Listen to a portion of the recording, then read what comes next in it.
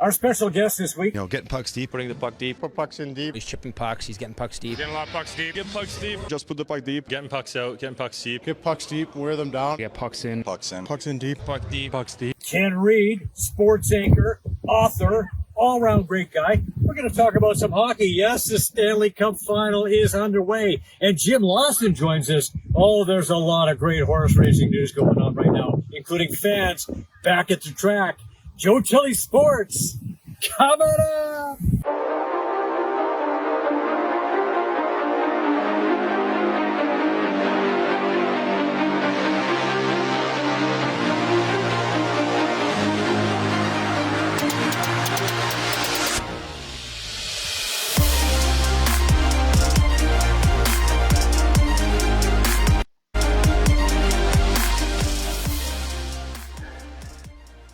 All right, thanks, Vic, for that. Our first guest today from Pictou, Nova Scotia, an avid sports card collector, over 20 years in broadcasting business, worked as a sportscaster in Calgary and Ottawa, worked for the NHL Network. He's covered the Grey Cup, Super Bowl, Olympics, and Stanley Cup finals, the anchor of primetime edition of Sportsnet Central, along with Ivanka Osmuk, author of 6 best-selling books. Ladies and gentlemen, Ken Reid.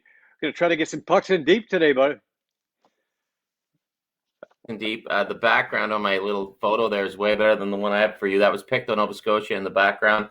Yeah, I'm a connoisseur of the pucks in deep, Joe. I got to tell you, and Luke Richardson, I was so funny the other night post game. Like, he wasn't trying to be funny, but he kept saying, "We need to lay pucks in behind them," and I kept going, "Just say pucks in deep, just say pucks in deep." So it was pretty funny. I like that.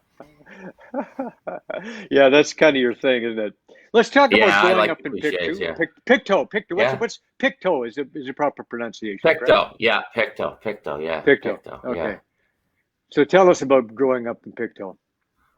Well, it's one of those things where you don't realize as a kid just how much fun you're having, right? Until you get a little older. I knew it was good, but up till 12 years old, it was fantasy land, basically. It was hockey in the winter and baseball and golf and soccer in the summer, and just really innocent, a town of 4,000 or 5,000. You took your bike everywhere. I biked out to the golf course. My golf membership cost my parents $50 a year. It was the largest babysitting service in Pictou. It was a par 32 9-hole Lions Club course. You had a boiled hot dog for $1 for lunch. You played all day. Then you drove home at 4:30 because juniors weren't allowed on the course past 5. And then you played baseball at night. And I lived just down the street and one time across the road from the rink. And you'd go to Friday night skating on Fridays for $1. Then you'd go to the Pictou Mariners Junior C game, watch Teapot, Vic's buddy Teapot on Saturday night, $1 to get into that, and you buy a couple packs of hockey cards. And it was a great, great time. It was, and it's cool now. I got an 8-year-old kid. I have an 8-year-old and a 6-year-old, and the 8-year-old's basically mini me. He's out playing baseball right now. My fear growing up in Toronto was my kid would be, wouldn't find that little small town community kind of feel, but we have it here in the neighborhood. We're in Toronto, and he plays baseball all day.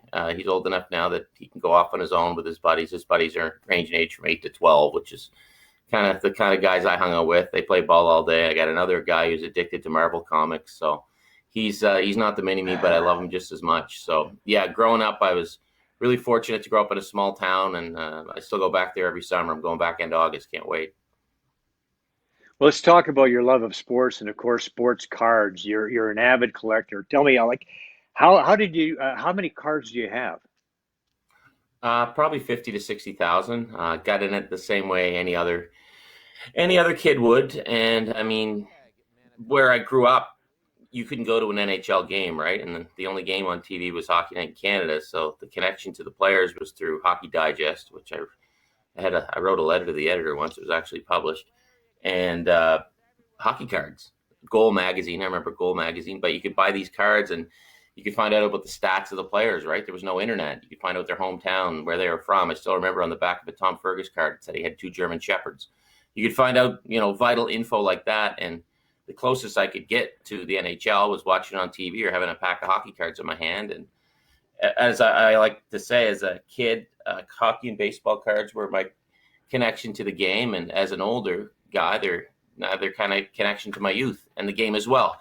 So they're little pieces of history. I'm an avid hockey history fan, baseball history fan. So I'm connected still through my cards. And It's funny. I still have a bunch back at my dad's place in Nova Scotia, and this summer, for the first time ever, we're going to drive back up here. I'm going back home in August, and we're going to drive back. And he says, you got to take it all. So we're going to load the truck and haul it all up here. My wife doesn't know that yet. So she's about to find out if she's watching right now. You better make room. 50, 60,000 cards. That's an awful lot of cards. Well, we just saw some video. Yeah, go ahead.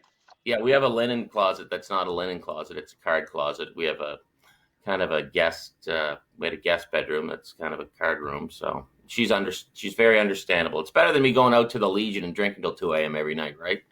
It's a healthy hobby. Exactly. Yeah, for sure. It's a great hobby. And we saw some video of the regular feature hockey card history. In that feature, you opened up a couple of packs of cards. 36 years old. Were you able to find any gems when you opened those cards up for the first time? Not in that pack, no. I like cracking up the old wax packs, but that's really expensive stuff now.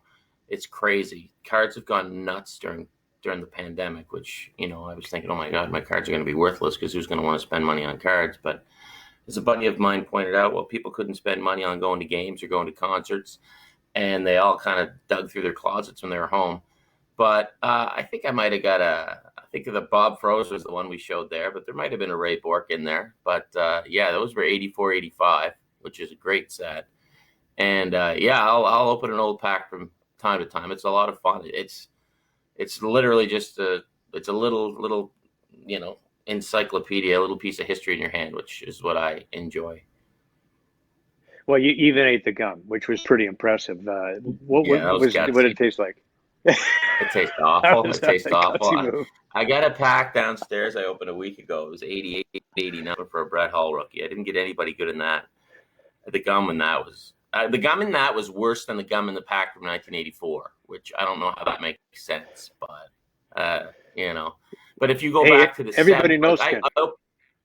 I opened a pack. 84 is a great year for gum. 83. 84 is a great year for gum. Vintage. A vintage gum. I opened a pack from 82, 83 about 3 years ago, and I got a Gretzky in it. But the gum had just totally ruined it. So the 82, bad year for gum. 84, great year for gum. 84, great year for gum. Let's talk about your books a little bit because there's a lot of correlation there. Your first one, the national bestseller, Hockey Card Stories. Tell us one of the stories from that great book, Hockey Card Stories. Bestseller was great. Yeah, so the idea was to call up guys and get them to tell me about their old hockey cards, what they thought of them, as opposed to what I thought of them, and what was really going on around them at that time. So I picked guys with, wild airbrushes or mustaches and things like that, and the stories led to other places. So I guess right off the bat, I had a lot of favorites, but I guess a quick one I'll tell you is Steve Larmer and Steve Ludzik. They came up out of Niagara Falls together, playing junior. They roomed together in Moncton in the American League, and they came up together, and they were swapped for each other on the rookie cards. They were, frickin' frack back in the day. And, you couldn't tell them apart. And so OPG swapped them on their cards. So Steve is there's a Steve Ludzik picture on the front of the Steve Larmer card. There's a Steve Larmer card on the front of the Ludzik card, or reverse, depending on how you look at it. But so they say they were always getting mixed up. So that I was talking to Ludzik about that. So he was telling me all about the card and how he thought it was great. And, it's still a connection he has to Larmer up there all these years. And he's telling me, we were always getting mixed up. And he said we even had an incident where we were kind of mixed up together because he said in Moncton, when they were in the American League, they used to do their laundry together every Sunday night. But to save money. I mean, you're not rolling in the dough back in the day in the American League. To save money, they'd throw their everything in together. So they kept getting their underwear mixed up. So they both said, well, why don't we just initial our stuff? So they both initialed their stuff and they chuck it in. And then halfway through the laundry, they're watching laundry and they go, SL. Steve L. So, SL. Yeah. No difference at all. So there's a lot of great stories like that. So these little hockey card pictures took me everywhere. I remember talking to Kevin Morrison, who was a great defenseman in the WHA. He would have been an NHL All-Star had he jumped to the NHL back then, but he just stuck in the WHA for all 7 years. Had 41 games with the Rockies under Don Cherry, and a family friend from back in the day. So I wanted to contact him, and I said, why did you have a perm, right? Because I've known this guy for years, and he had flat hair, and he's all everyone used to think I was Meathead from All in the Family, and he did look like Meathead, but he said the perm wasn't the best part. He goes, the best part was coming back to Cape Breton in the off season in a pink Cadillac and sleeveless suits, like in the 70s. I go, what's a sleeveless suit? He goes, well, it's a suit without sleeves. Like, can you imagine? Like, the stuff guys got away with then. It was awesome. So these little hockey cards. We used to call them vests, right? Vests, yeah. Yeah. Cape Breton, sleeveless suit, bud.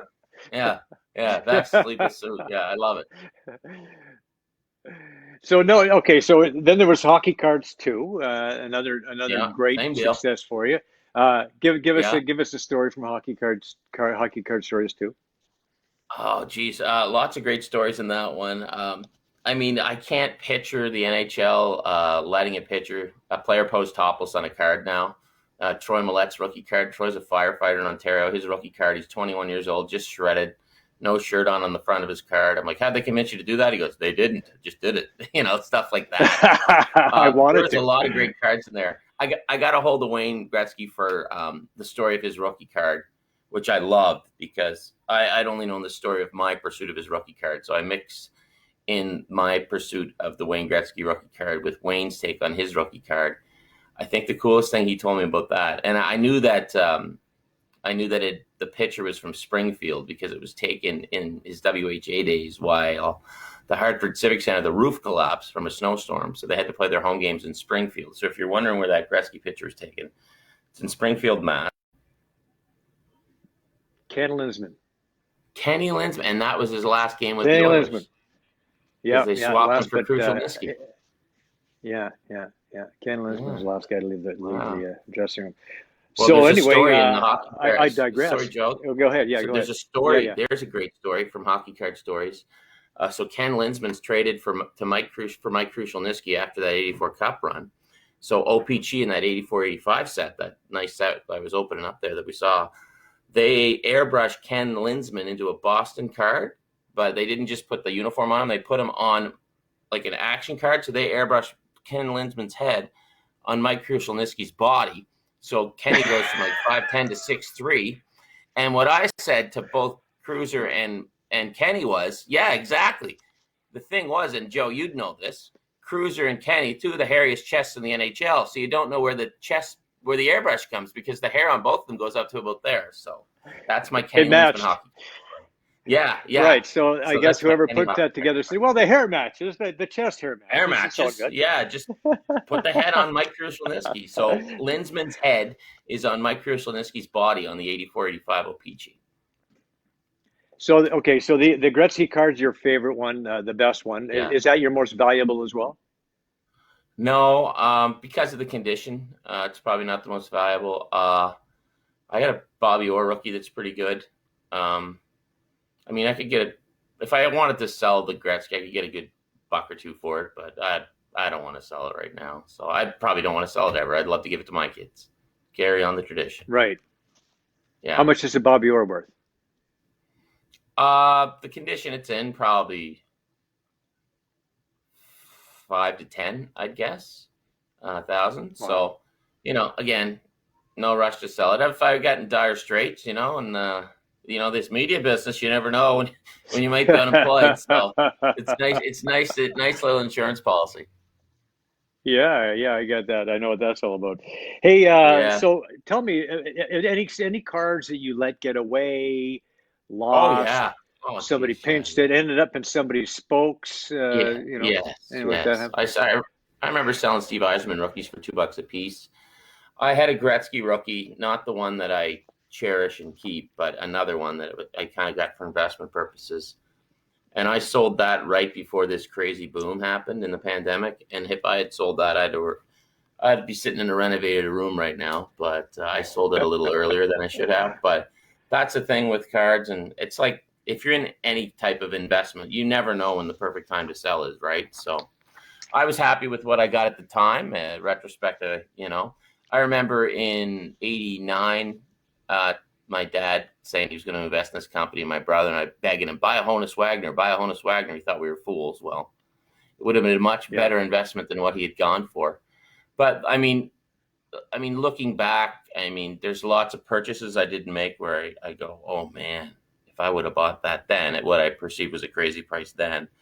But the cards have been strange because from about 1992 after the boom till about very recently, it was still kind of just, not a little club of collectors, but now we've got this influx of investors that have really driven the prices up. Kind of sounds like the Canadian housing market. So things have gotten a little out of hand with cards since the pandemic started. So a good time to sell right now, not necessarily a great time to buy, but the prices, it's like buying a house in Toronto. You think you paid too much, but a year later it just keeps going up. So that's kind of what cards have been doing in the last year and a half or so. Right. I mean, no matter what it is, whether it's real estate or cards or anything else, you sell at the wrong time, and you're always kicking yourself. If I had just waited, There's no perfect time, but I'm not in the cards for the money.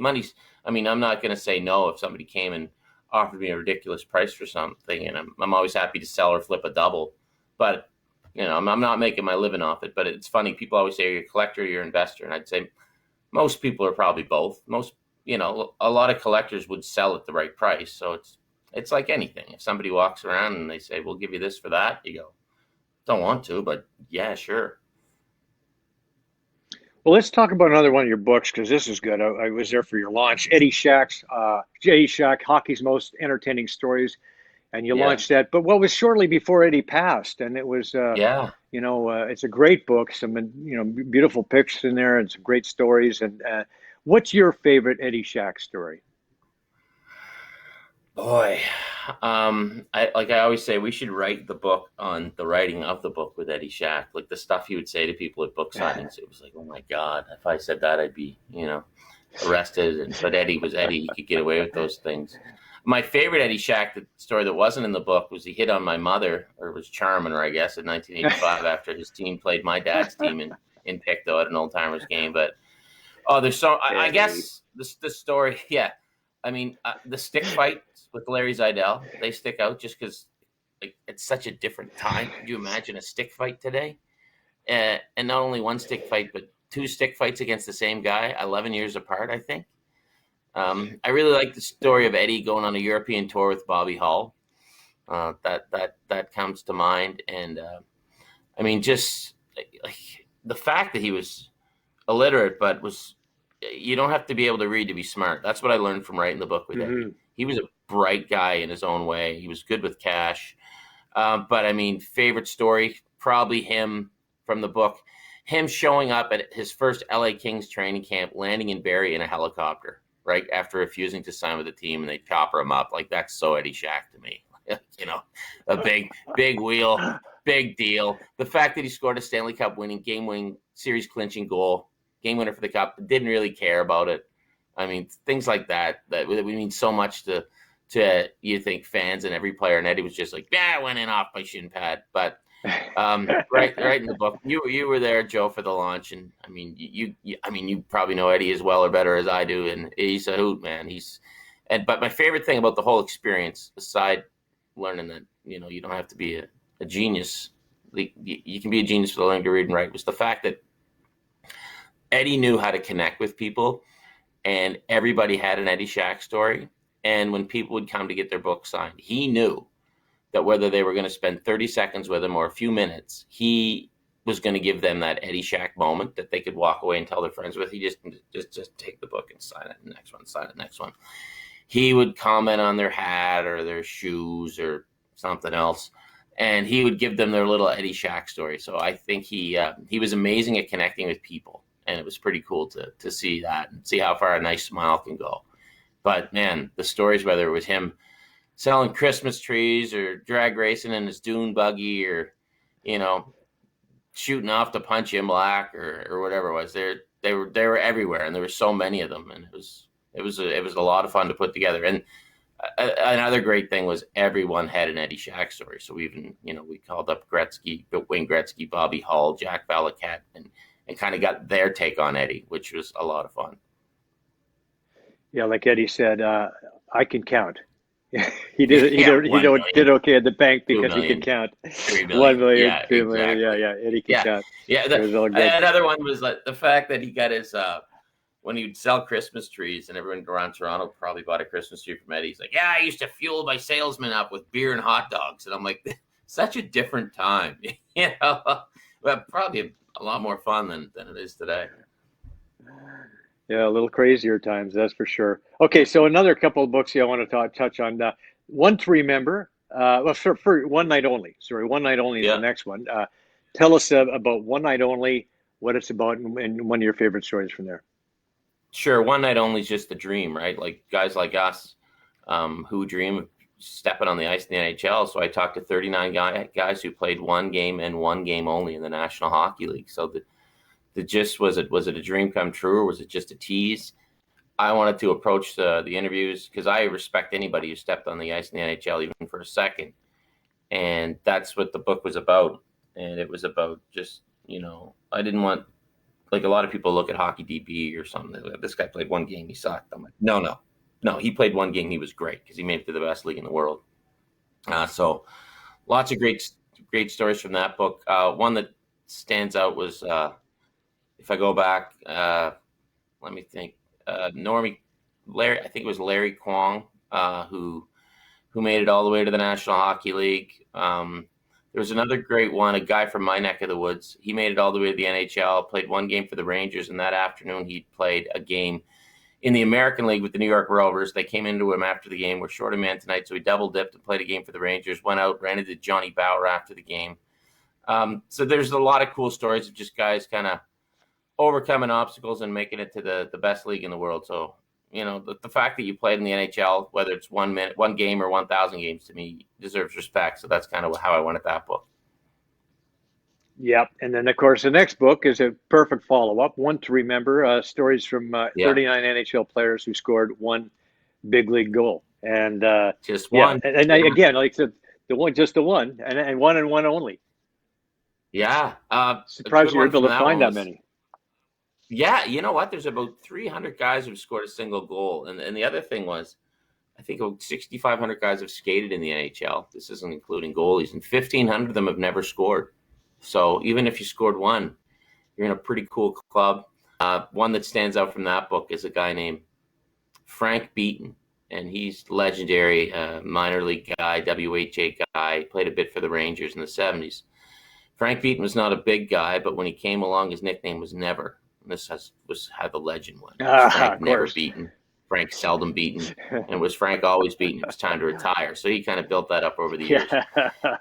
Whether that was true or not, you find out in the book. But he scored one goal for the New York Rangers. And when I was talking to him, the way he was talking about the book, or about the goal, I thought, if I were to score one goal in the NHL, I think this is how I would feel about it. And I think this is how anyone who never scored a goal in the NHL would feel about it. And I remember going, this is the ending. This is how I'm ending the book.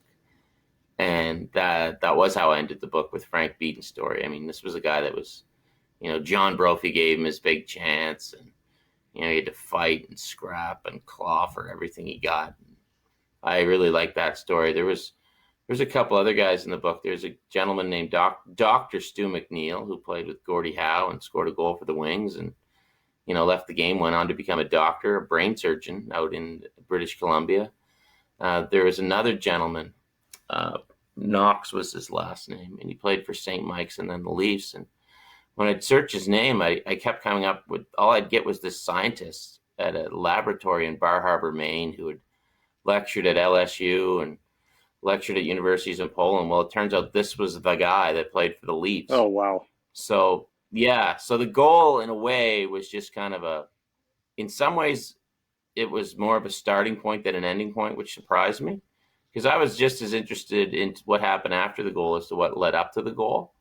So for a lot of guys, it was this great moment. For other guys, it was just a blip on the radar. There was one guy, he's like, yeah, I said, where's your goal puck? He's like, it's in a bog out behind my house, I think.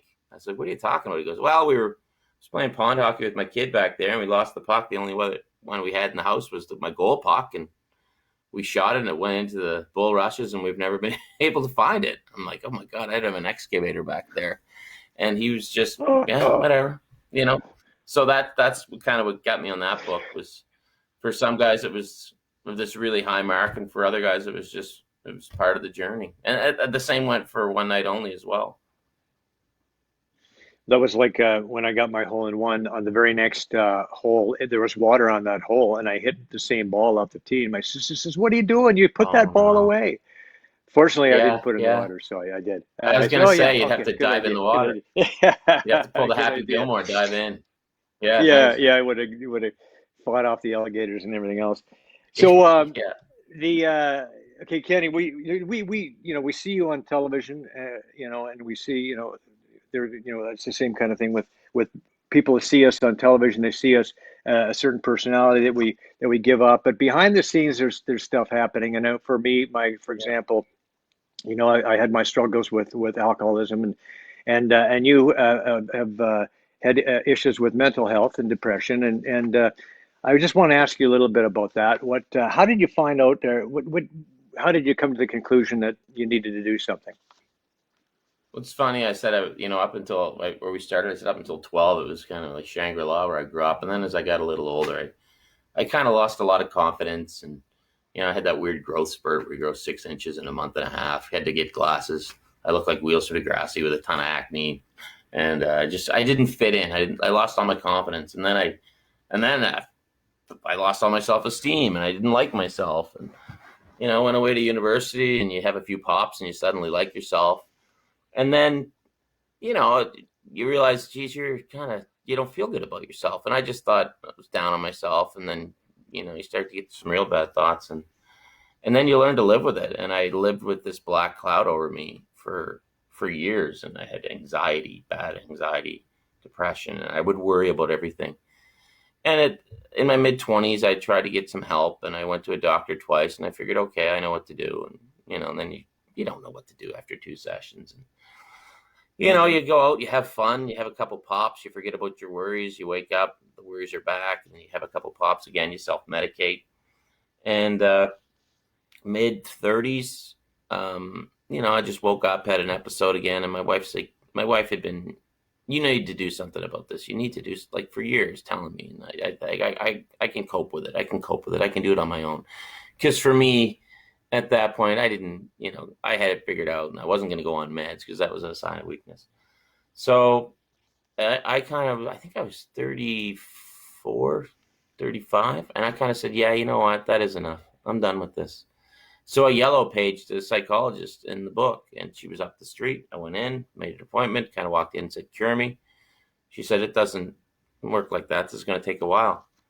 And that was like, I'd say 10 years ago. And it took a while, but I started feeling better about myself.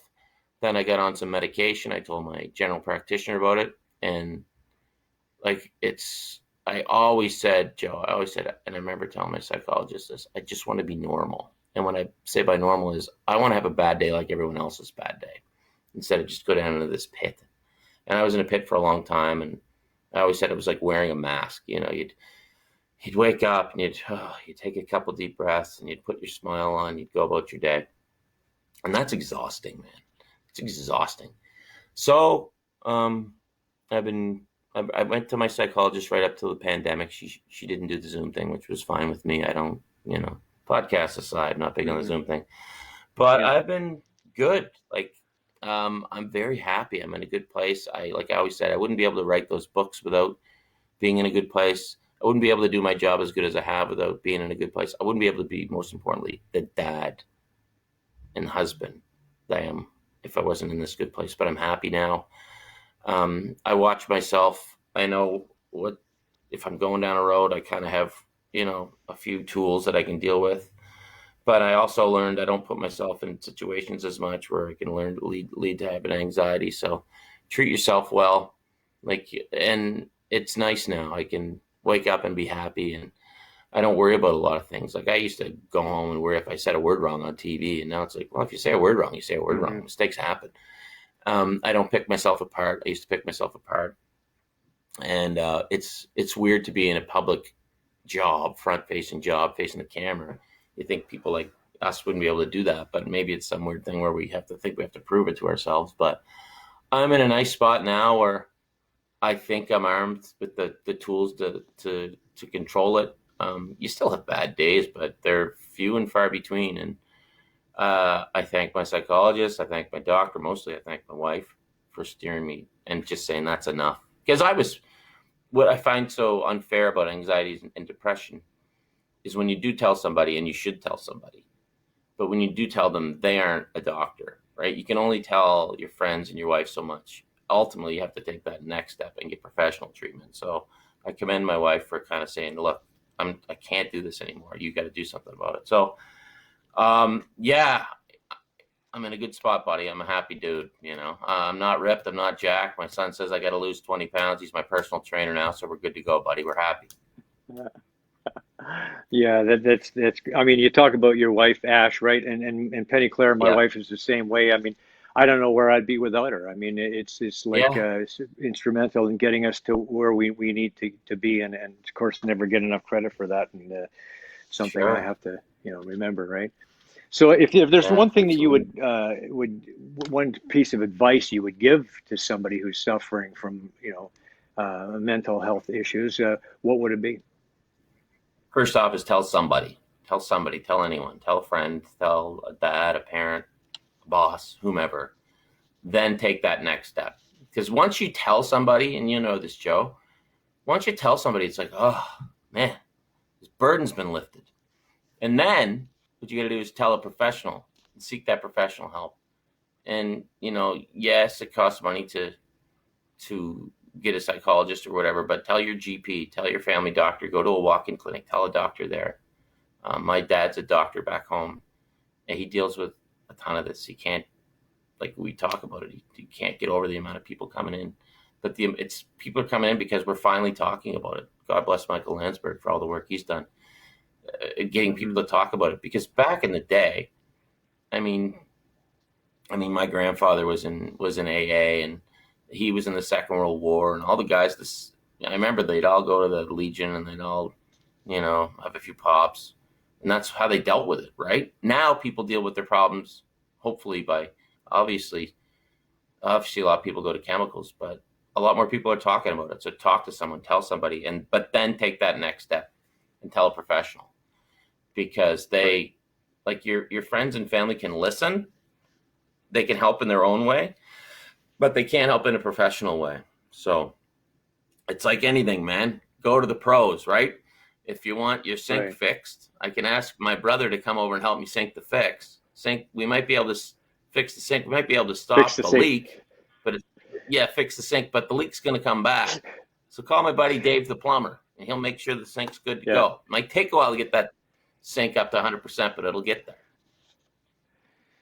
Yeah, there's a saying that I hear a lot in my recovery community. It's a problem shared is a problem halved. And of course, back in the 40s, when you're talking about your grandfather, that was not the case. They didn't know that. No. They just drown it, right? Try to drown. Of course, that doesn't work. Totally. No, makes it worse. Okay, I want to just, before we go, I got another guest standing by too, but I want to talk a little bit. I want to get your take on what's going on with the NHL playoffs. There have been a lot of criticism about the referees. What is it warranted, first of all? Depends how you like your hockey, right? It's definitely different from how they called it the first day of the season. There's no doubt about that. It's such a fine line, because people say they don't want the refs to decide the game, but if you don't want them to decide the game, what do you do? It's I forget the expression right now. I've only had one cup of coffee, but I mean, in a sense, I love the story of the guy, like the Brendan Gallagher shot of him bleeding the other night, right? It's a great picture, right? But is it necessarily the way you want to see your team win, right? So the playoffs are all about grinding through it, and I love that. But what I also love, the fact that Connor McDavid could draw a penalty. He didn't draw a penalty against the Jets in that series. Are you seriously telling me that nobody impeded Connor McDavid once? The NBA caters to its stars. You always hear that. In the NFL, you can't hit a quarterback. Well, in the NHL, it's the war on the shore, man. Yeah. You're just going at it. And there's something special about that. Right. There's something special about that, but at the same time, there's something about that goes, yeah, but I want to see like that Guy Lafleur goal against the Bruins, that the too many men goal where they're flying down the wing. Ken Dryden wrote a great article in the Atlantic. I think it was in the Atlantic earlier this year about making the nets bigger. And I've always been opposed to that. But I hate the size of goalie equipment. That's always been a peeve of mine. And Dryden pointed out the way you score now is you grind your way to the front of the net, right? And you deflect it in, or it's a rebound, it's something greasy. So we hear so much talk about teams have to grind their way to the front of the net. And if you grind your way to the front of the net, you got to get through this, you got to get through that, the cross checks through that they're not calling. If you make the net bigger, it's what I always say. If you look on an old hockey card, what's that thing behind the goalie? Oh, it's netting, because you can see netting behind a 6'4" Ken Dryden, because his equipment wasn't so big. So if you make the net bigger, that nice little wrist shot, instead of going off the goalie's shoulder, he's got a corner to pick. Makes for prettier goals, opens the game up more. Maybe we cut down on this and that because of that. So I would like to see fire wagon hockey rewarded. I really would. Unfortunately, the way the game is officiated right now, and with the size of the nets in relation to the size of the goalies, fire wagon hockey is not going to win. It's just not going to win. The way Dubas has constructed the Leafs, it's the way it should work, but it's not going to win. The way the Oilers are built with McDavid, it should win, but it's not going to win. So what you see winning are Montreal, just grinding it out, pucks in deep, banging away, superstar goalie.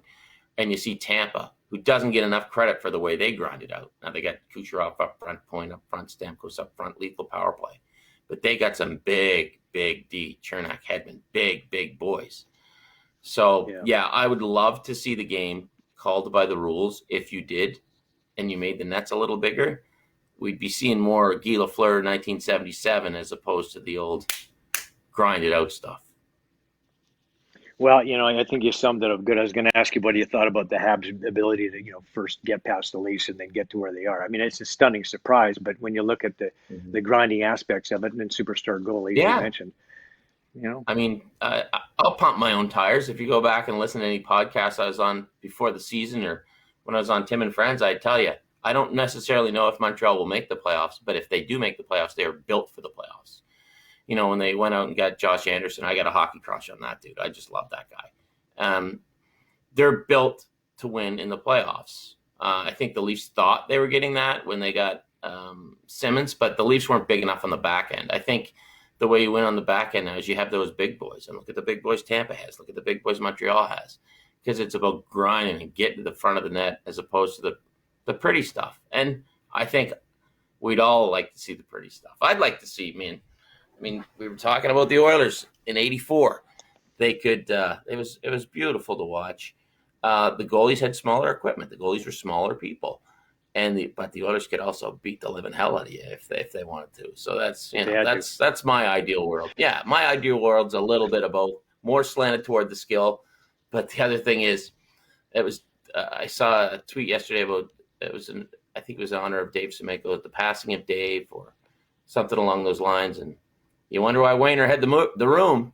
He was a great skater, great skill, but Semenko gave you the old opening face-off. Are we going to play tonight, or you want to get stupid? Oh, we'll play, Dave. Good. Let's go. Good. That's what I was hoping, yeah.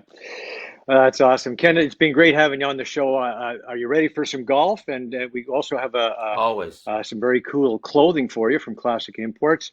Remember, beautiful. We're all in it together. And when we come back in just a minute, we're going to have Jim Lawson on the show. All right. See you then. See you, Joe. Ken. Thanks, Vic.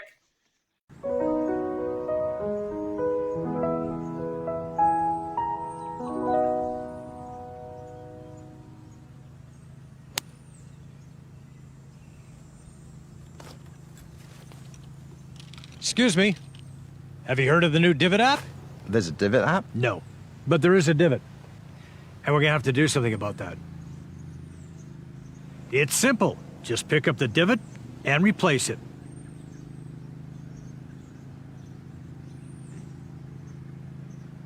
All sorted. Have a good round. Addiction Rehab Toronto. Toronto's #1 alcohol and drug treatment center. Saving lives, reuniting families. The only treatment center in the province to offer medical detox, treatment, sober living, and lifetime aftercare all in one place. Our unique and specialized programs are designed to equip our clients with the tools to successfully lead a life of dignity, respect, and purpose. Let us help save your life or your loved one's life. Call today for more information or to facilitate an intervention. 1-855-787-2424 or visit addictionrehabtoronto.ca. Joe Tilley Sports is brought to you by COSA, Central Ontario Standardbred Association, providing a united voice for harness horse people racing at Ontario tracks. Check out your benefits today at COSAonline.com and check out COSA TV on Facebook and YouTube for all the latest harness news and live action updates. Live racing year-round. Go to hpibet.com for all your wagering options. Become a member today, and your first bet is free. That's hpibet.com.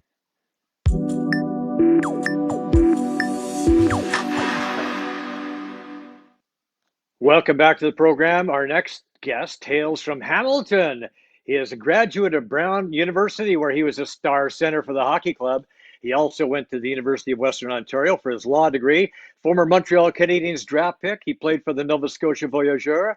Former CFL commissioner, the current chair of the CFL's Board of Governors, and the CEO of Woodbine Entertainment Group. Welcome to the program, Jim Lawson. Jim, welcome. Good to see you again. Hey, Joe. Good. Glad to be on.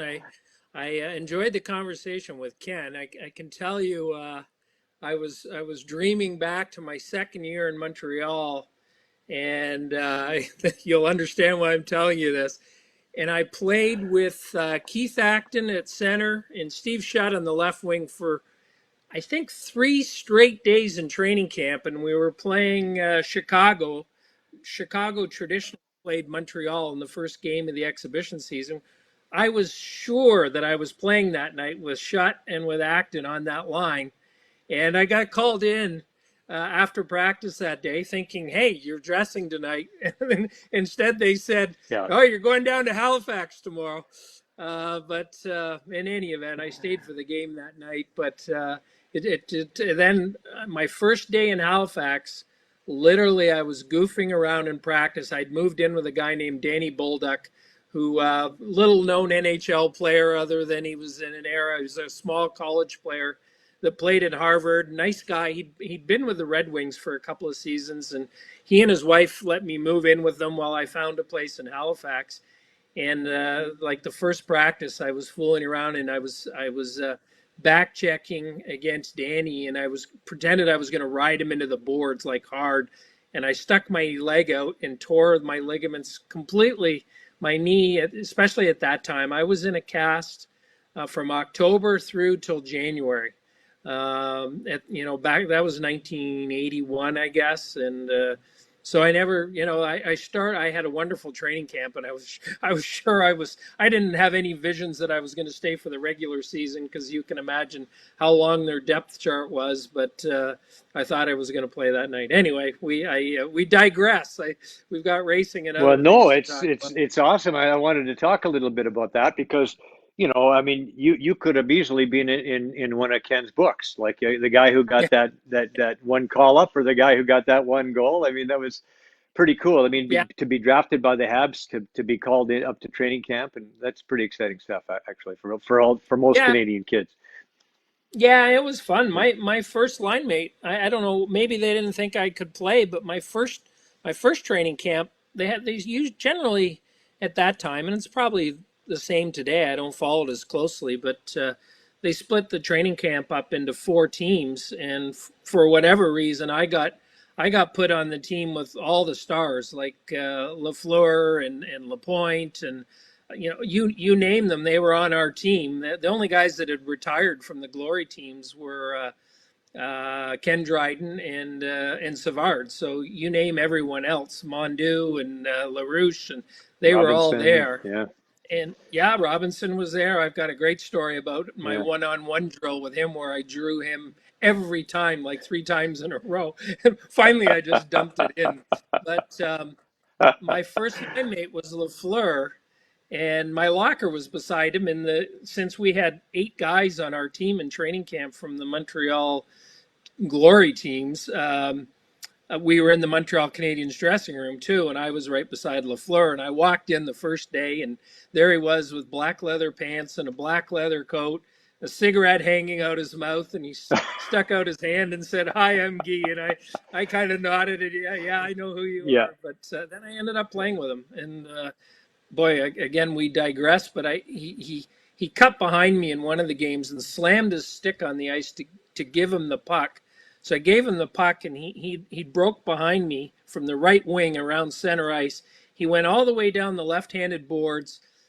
I was cruising in the slot thinking I was going to get a pass from him. He stopped on a dime behind the net, came back the other way, and the net was wide open. He put it in the empty net. And the goalie then, who was my roommate at training camp, was Kevin Constantine, who went on to coach in Pittsburgh, of course. And as we were drifting off to sleep that night, Kevin said to me, he said, "Tell me the truth. How bad did I look on Lafleur's goal today?" I went, "Pretty darn bad." The phone rang at 7 o'clock the next morning, and Kevin was released. But anyway, Away goes. Yeah. the only other thing I'll add, thinking of what Ken was saying, is living in Oakville as I did, and my boys were very involved in baseball and both played college baseball. But after Little League in the province, there aren't that many places to play in certain towns. Like Oakville is one of the towns in the province that it's a Little League town, much like High Park District is in Toronto. So after they're finished at 12 years old, they have nothing to play. So I started my own elite team for 13 and 14 and 15-year-olds. A lot of them then go to the Premier League, which the Junior Blue Jays and Team Ontario and teams like that.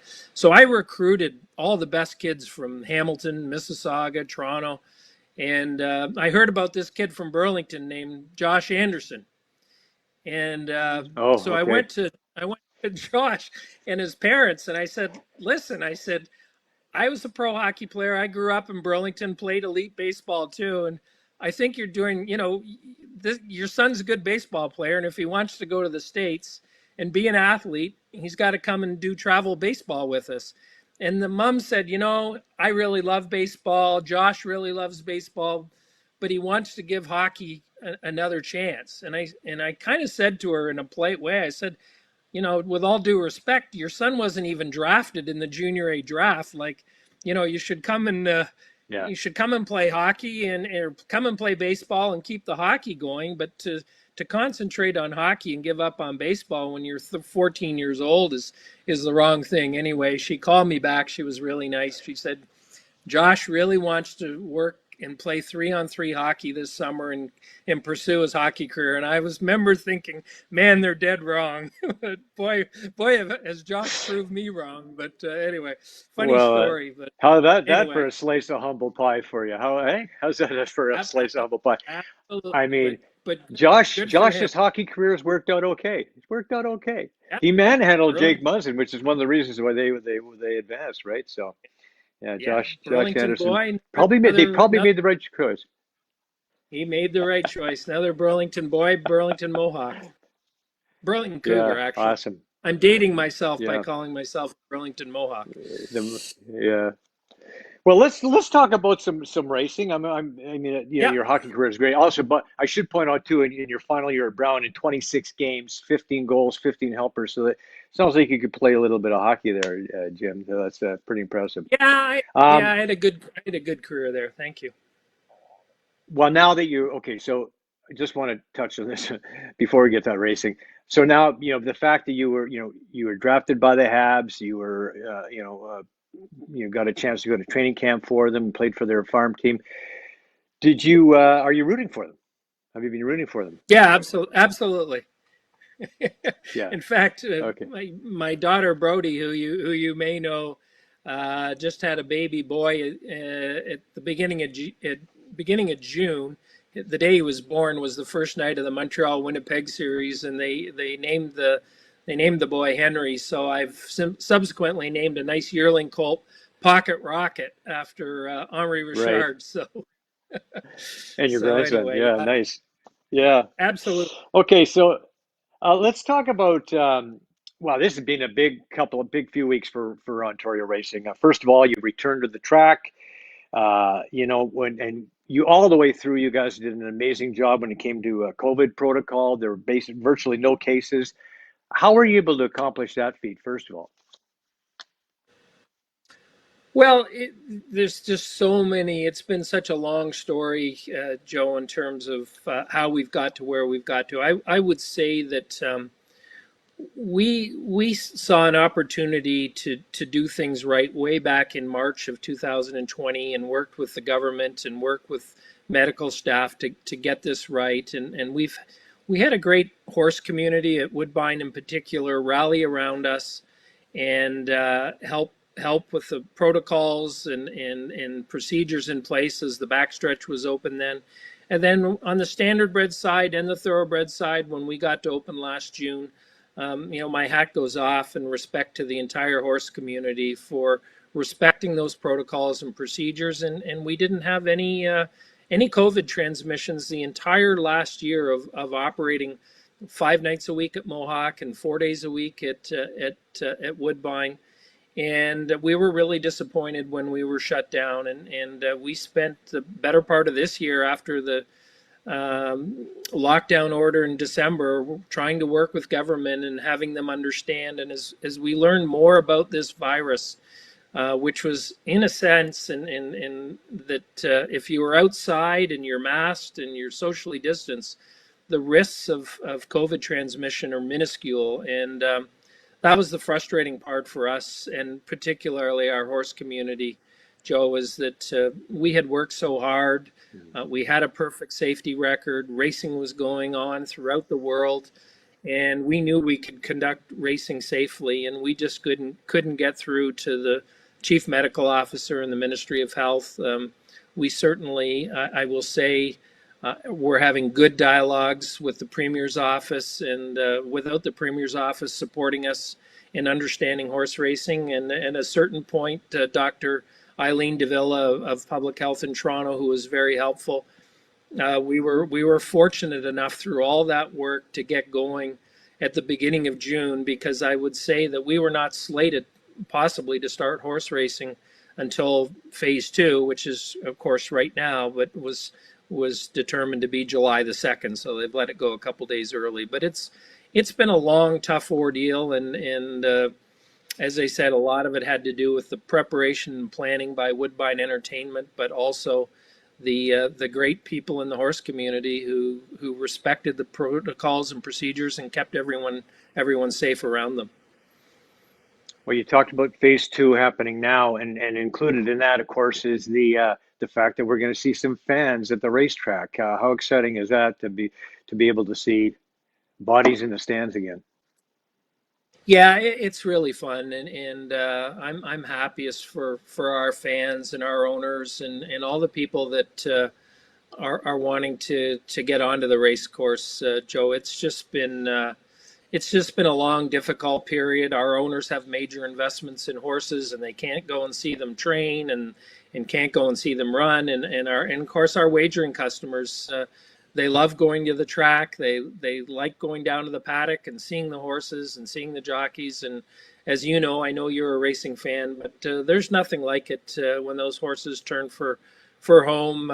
It's a lot of fun, and we're just thrilled to be able to have them back. And I'm happiest for that entire horse community that they can attend the races as of tomorrow, Canada Day, and on both at Mohawk and at Woodbine. And how do they reserve their spots in either the grandstand or on the apron? How do they get in there? Yeah, they. I just sent that out to a couple of people, so I should be able to answer succinctly. But I think if you need to go and reserve on Woodbine.com, I think there's a reservation system. Certainly instructions on that. I've just, as I said, sent it out to a couple of people, but I took our Woodbine Communications release this week and forwarded it on. And also we have our patios open, so we'll have dining open at Mohawk on the tarmac tomorrow. The expanded patio and the Champions Lounge patio at Woodbine on the 3rd floor will also be open, and I believe those reservations are through Open Table. Well, and you know, despite the fact that what you've gone through in COVID and everything else, and what we've been going through, and the fact that I can't get a haircut and everything else, but that's getting off track a little bit. But you opening day, 6.9 million wagered on opening day. That's a record. That's phenomenal. So obviously something good is happening in the racing community. Well, a great lot of work by our communications and our marketing and our technology department. I mean, that is all online wagering, HPI wagering, which I'm happy to see that it looks like we're a sponsor, Joe. It's good. I saw an HPI ad on your show here, so that's good. Well, Coast is on Good for board. Coast you. is on board. Yeah. But I would say, Joe, that it was a lot of work because when you think of it, we have over 60 off-track betting locations, no wagering at any of the racetracks. And so everything you see, that 7.9 million is all through the HPI system and our simulcast system. So just a tremendous result to be able to do that. And thereafter, our wagering has remained strong. We're a tick off at Mohawk, although we had a good night a couple of nights ago, a little weaker last night, but we had 2 weekends ago, or Sunday at Woodbine, 7.3 million. So we're doing very well. But having said that, there's no question that we'll get a bump up from our off-track wagering locations and racetracks and our bricks and mortar business starting to reopen. So those numbers should go up even further. And that's what we experienced last August when we were allowed to bring people back on site for a short time. We saw the wagering increase. So it's good, and it's good for the business generally that we've got such a strong following and people wagering on horse racing, and that's really been the situation throughout the United States, where I think there was a pent-up demand and not a lot of live sports going on at certain times during this pandemic, and I think it created a horse racing following, and wagering's been strong and stronger through this pandemic than it was before. So it's really exciting. Well, now you've got DAZN, another new occurrence here. Is in fact DAZN is now involved in the broadcast side of things. They've got a huge international presence. Well, tell us about DAZN Day at the races. Well, Joe, it's a deal that was just done by Daniel Caulfield and our partnership group. I mean, it's again going to be able to stream races and reach a whole new audience. So it's successful. I'm looking forward to using the DAZN product. Of course, I'd had discussions with them over the years at the Canadian Football League, and so it's just another effort on our part and great work by our marketing and partnerships group to develop these relationships, all with a view to expanding the footprint of horse racing, which we're excited about and which we're really trying to do. We're watching some video here of last year's Queen's Plate, Mighty Heart with a great performance in that race, and consequently, a few more races, the horse of the year. How do you follow up Mighty Heart's impressive performance with Queen's Plate 162, I guess we have coming up this year, which is, I guess, being bumped back to August? Yeah. August 22nd. Now, Joe, you're a longtime racing fan, so I mean, don't get me wrong, the Mighty Heart story was great and great for racing, but that hope springs eternal, and soon as the Queen's Plate is well, even before the Queen's Plate is run, we're going to have a bunch of stars, and one of them's going to become a star, and hopefully someone will win the Prince of Wales down at Fort Erie, and we'll be right back into it. But racing is never. That's the neat thing about horse racing is there's a new star every year. There's only one Cole Caulfield this year, but this year in racing, there's a Cole Caulfield every year. So we'll have a good story to tell, and we'll generate some excitement. We've got a great marketing group. We've got good outreach with our broadcasting and our social media content. So I have no doubt that we'll be building some stars and building some stars through the Triple Crown. And of course, the great thing about Mighty Heart, not only was he an underdog and an underdog story, but when he went on to win the Prince of Wales, and that's when the media gets excited. So let's hope we can do that again. But that it's tough going from the Tapeta down to the dirt at Fort Erie in a short time frame, and but the grass it can be. done. Yeah. Yeah. So, Yeah. No, he was amazing. Yeah. Yeah. No, he was great horse, one eye, and everything else, and just phenomenal story. But okay, so let's talk a little bit about the harness racing. I know that the North America Cup has been bumped back to September. Um, yes. what about the recent reboot, and how is the harness racing situation looking setting up for you? Oh, I think really well. I couldn't be more excited generally about how we've positioned Mohawk. It's doing extremely well.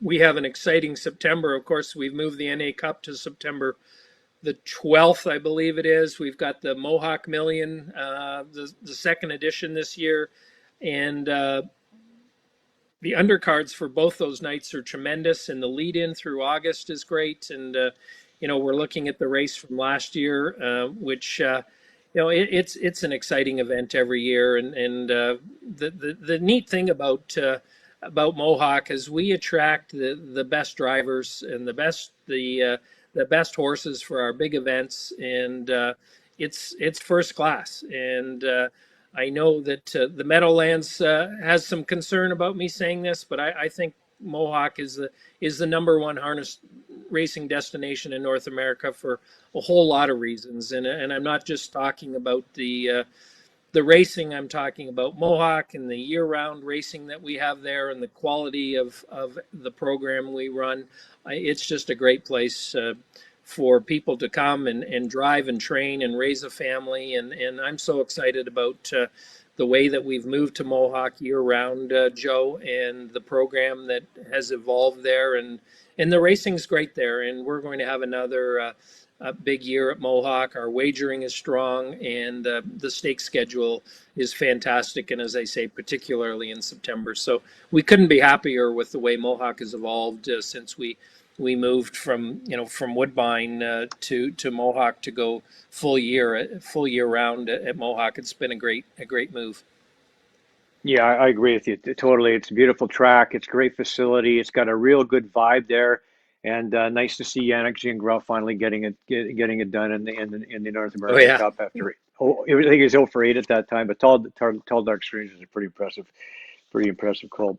Okay, single game sports betting is now being confirmed, and the way it unfolded, Bill C-18, I guess it was. Um, Yep.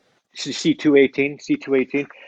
It unfolded well for Woodbine. I guess you guys did some good lobbying, and it worked out for you. So tell us what this is going to mean for you guys. Well, I think it puts us in a good position. The good lobbying that you referred to, the nature of the discussions that we had directly with the Attorney General was that if they were to allow these major sports betting companies to come into Canada and unfettered be able to offer wagering and likely fixed odds wagering on horse racing, it had the chance of putting us out of business, the pari mutuel business. And there's just no way they could allow that. They haven't done it in anywhere else. There's been different structures and frameworks in different states, and New Jersey's the best example of how they've dealt with protecting the horse racing industry. But you can't allow wagering on a wagering business without those that are reaping the revenues being responsible for paying the costs and the purses, Joe. So what the federal government did is they carved horse racing and pari mutuel wagering out of the sports betting legislation. And having done that, these sports betting companies, many of them who have their roots in horse racing, when you think of William Hill from the 30s in the United Kingdom, and the PointsBet's an Australian company, the FanDuel guys are they own TVG, and they're former horse racing guys. They all want to offer horse racing, and now the place to get it is through the companies that have pari mutuel licenses. And so it puts us in a very good position, first of all, in protecting horse racing. And as it relates to Woodbine, we're clearly a leader, Joe, in technology in the business. Our Dark Horse app that you've seen and used, our HPI system with the level of customers that we have. These are all things that are very attractive to these sports betting companies because we're so technologically advanced that we can integrate ourselves seamlessly into their digital technology. And then in addition to that, we can offer Woodbine, we can offer Mohawk, we can offer Weg Sports Bar, we can offer Greenwood, we can offer the OTB locations as potential sports books. So all of a sudden, with the legislation being passed as it now has, we're sitting in a very good position to participate in this sports betting sector, and I'm excited about it. And it should bode well for the industry. So what looked like at one time a very real threat, and it's still threatening in the sense that sports betting will cannibalize pari-mutuel wagering. We have an opportunity to participate, and if we do it right, it's net going to be beneficial to the horse racing industry in this province. So it's a good thing, Joe. Yeah, I think they made the right move with that one, Gemma. Absolutely. And how long do you think it would take until you guys would be up and running? Well, I think it's going to take a while. The OLG and the various lottery corps across the country certainly, have been anticipating in this and working on it. But there's consultation, there's work with the Alcohol and Gaming Commission in terms of regulatory framework and the matters of digital gaming versus iGaming, or digital sports betting versus iGaming, and then the bricks and mortar and just the interplay between provinces, for example, and the interplay for ourselves between sports betting and pari-mutuel wagering. It's going to take a while to sort out, but we're 6 months away. I would hope. I'm hoping the beginning of 2022 that the regulators and the OLG, because they do manage and control this sector in Ontario, that can all come together. Everyone is well prepared, but there are a lot of issues to sort out. And I think that if people can be betting on the Super Bowl, then that's probably a good thing in terms of a time frame. Yeah, but by that time, that would be awesome. Yeah, a lot of money bet on the Super Bowl, that's for sure. Why not some of it, stay in Canada, right? Right. Okay, Yeah. well, listen, I want to thank you for being on the show today, Jim, enlightened us a lot on some of the recent happenings. And I know that I also said that, the Race Night Live is back on TSN, which is really good. And things are moving along, and we're looking forward to, getting out to the local champions and making a bet on my Chiefs to win the Super Bowl. It'll be good. Yeah, your Chiefs to win the Super Bowl. Okay, well, I'm not going to comment on that. But what I will say, thanks, Joe, is the Woodbine brand is really strong right now, and I'm so happy with our team and happy for the horse racing community in this province. Our brand is growing across the world, and it's one of quality, it's one of integrity, and we've got a bright future, and I'm excited about it. So thank you for letting me speak about it today, Joe. Great job. Okay, great job. Continued success, and we'll talk again soon. Thanks, Jim. Appreciate it. Bye-bye.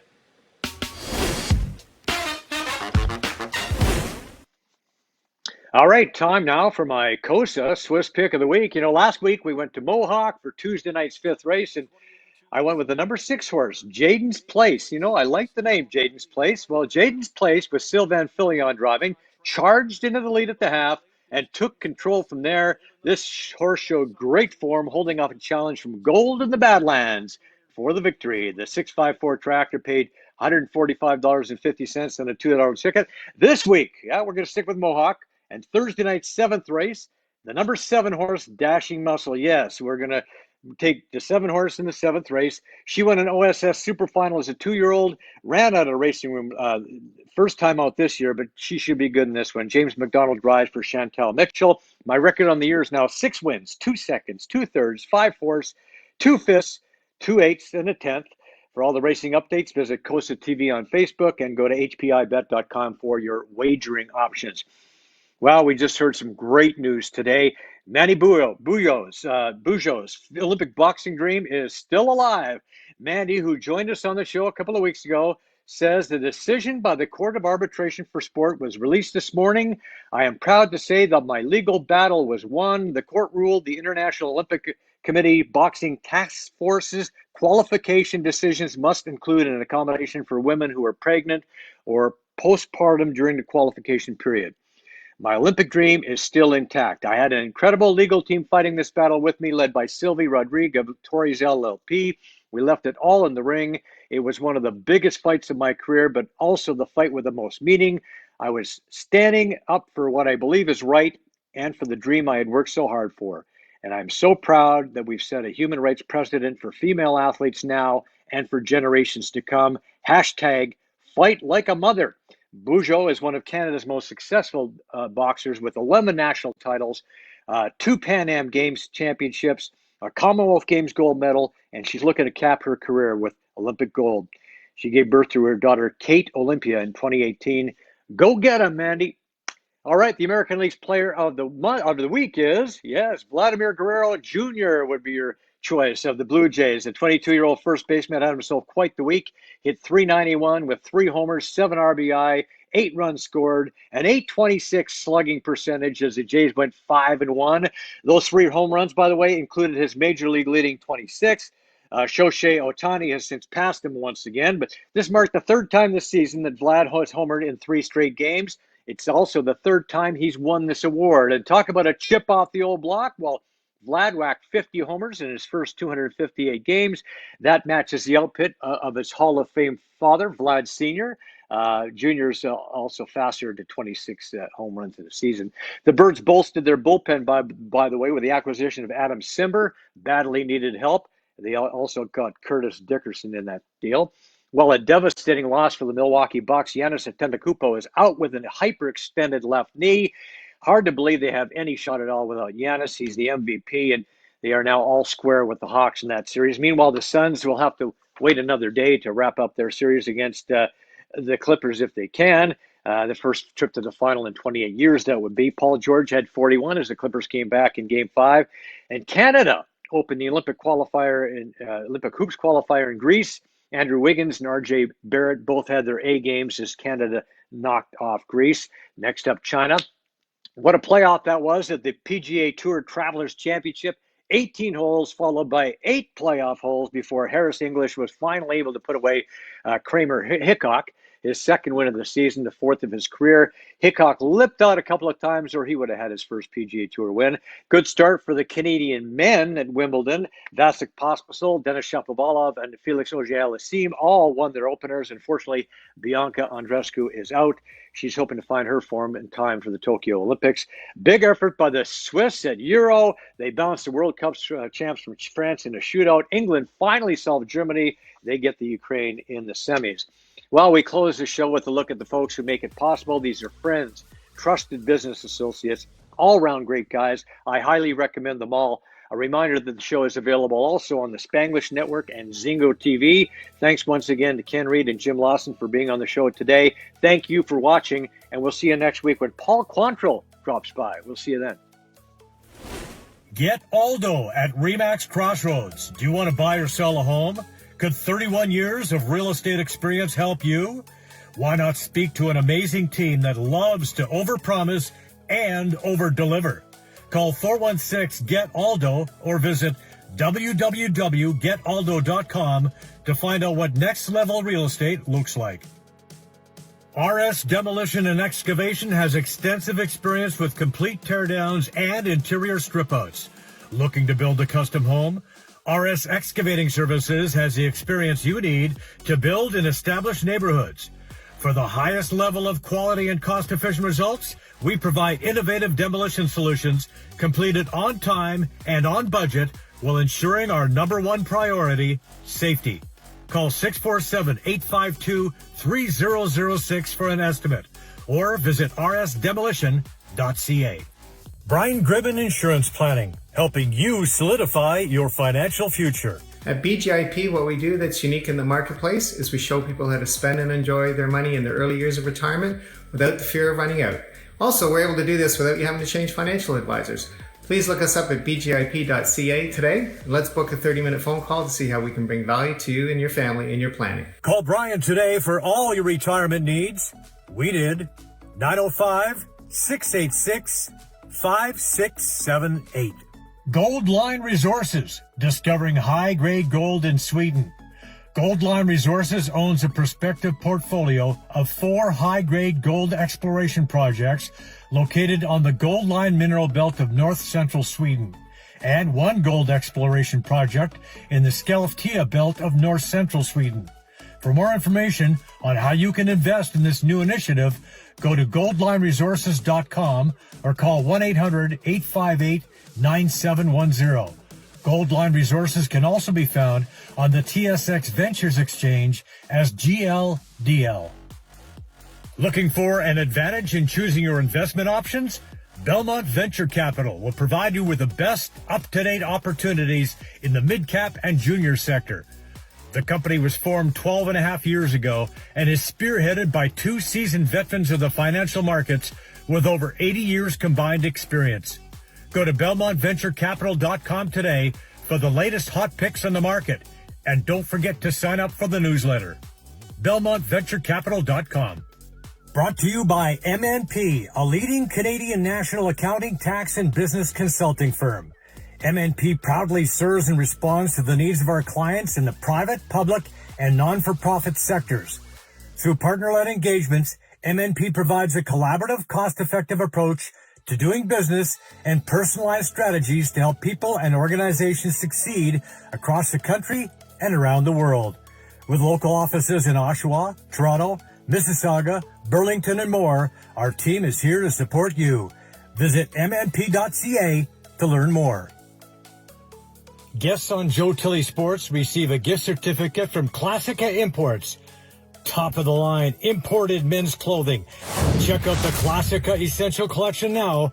Go to shopclassica.com.